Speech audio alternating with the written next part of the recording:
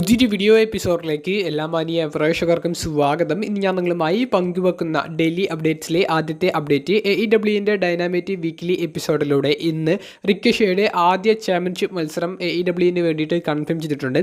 ഈ ആഴ്ച കഴിഞ്ഞിട്ട് ഇനി നടക്കാൻ പോകുന്ന 2 ആഴ്ചകൾക്ക് ശേഷമുള്ള ഡൈനാമൈറ്റിൻ്റെ 5ാമത്തെ ആനിവേഴ്സറി ആഘോഷിക്കപ്പെടുന്ന വീക്ക്ലി എപ്പിസോഡിലാണ് ചാമ്പ്യൻഷിപ്പ് മത്സരം കൺഫേം ചെയ്തിട്ടുള്ളത്. നിലവിലെ AEWൻ്റെ ഇൻ്റർനാഷണൽ ചാമ്പ്യനായ വിൽ ഓസ്പ്രേയുടെ ചാമ്പ്യൻഷിപ്പിനാണ് റിക്കോഷെ ചലഞ്ച് ചെയ്യുന്നത്. അപ്പോൾ ഒരു ഹൈ ഫ്ലൈങ് മത്സരം നമുക്ക് ഡൈനാമൈറ്റിൽ പ്രതീക്ഷിക്കാം.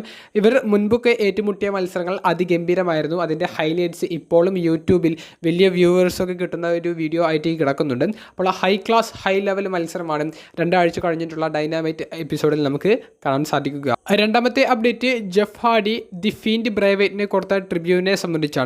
ഇക്കഴിഞ്ഞ ദിവസം TNA റെസ്ലിംഗ് അവരുടെ വീക്ക്ലി എപ്പിസോഡിന് വേണ്ടി TV ടേപ്പിംഗ് നടത്തുകയുണ്ടായി. ആ ടേപ്പിംഗ്സിന് ഇടയിൽ ജെഫ് ഹാർഡി, മാറ്റ് ഹാർഡി തുടങ്ങിയവരെ ഉൾപ്പെടുത്തിക്കൊണ്ടുള്ള ഒരു ടാഗ് ടീം മത്സരം ഉണ്ടായിരുന്നു. അപ്പോൾ അതിൻ്റെ ഫോട്ടോസും വീഡിയോസും സോഷ്യൽ മീഡിയയിൽ നിന്ന് നമുക്കിപ്പോൾ ലീക്കായി ലഭിച്ചിട്ടുണ്ട്.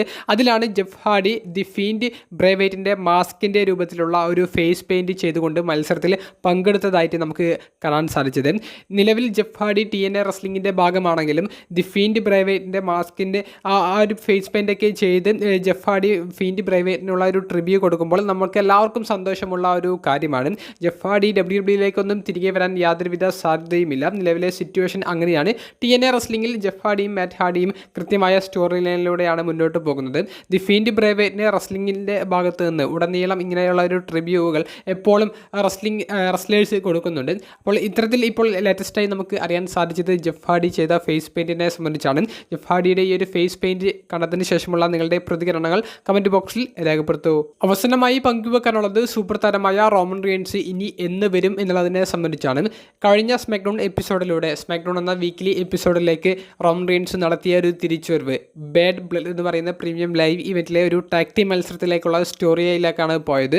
റോമൻ റീൻസും കോഡി റോഡ്സും ടീം ആയിക്കൊണ്ട് ബ്ലഡ് ലൈൻ ഗ്രൂപ്പിലെ സോളോ സിക്കോവിയെയും ജേക്കബ് ഫാറ്റുവിനെയും ഒരു ടാഗ് ടീം മത്സരത്തിലാണ് നേരിടുന്നത്. അപ്പോൾ ഇനി റോമൻ റീൻസ് എന്ന് വരും എന്നുള്ളതിനെ സംബന്ധിച്ച് നിലവിൽ നമുക്ക് ലഭിക്കുന്ന ഒരു റൂമർ ഈ ആഴ്ചത്തെ സ്മാക്ഡൗൺ എപ്പിസോഡിൽ റോമൻ റീൻസ് അപ്പിയർ ചെയ്യാൻ സാധ്യത ഉണ്ടെന്നാണ്. ഈ സ്റ്റോറി ലൈൻ്റെ ഭാഗമായി ജേക്കബ് ഫാറ്റുവും റോമൻ റീൻസും ഫേസ് ടു ഫേസ് വരുന്ന സെഗ്മെൻറ്റ് നടന്നേക്കാൻ സാധ്യത ഉണ്ടെന്നും റൂമേഴ്സ് പ്രകാരം കേൾക്കാൻ സാധിക്കുന്നുണ്ട്. ഒഫീഷ്യലായി റോമൻ റീൻസിൻ്റെ അപ്പിയറൻസ് WWE കൺഫേം ചെയ്തിട്ടില്ല. അതുകൊണ്ട് തന്നെ റൂമേഴ്സ് നടക്കാനും നടക്കാതിരിക്കാനും സാധ്യതയുണ്ട്. അതുപോലെ തന്നെ മറ്റൊരു അപ്ഡേറ്റ് റോമൻ റീൻസും കൂടി ഭാഗമായിട്ടുള്ള USA നെറ്റ്വർക്കിൻ്റെ കീഴിൽ പ്രീമിയർ ചെയ്യപ്പെട്ട സ്മാക്ഡൗൺ എപ്പിസോഡിൻ്റെ റേറ്റിംഗ്സിനെ സംബന്ധിച്ചാണ്. 1.7 മില്യൺ വ്യൂവർഷിപ്പാണ് ലഭിച്ചത് എന്നാണ് അറിയാൻ സാധിക്കുന്നത്.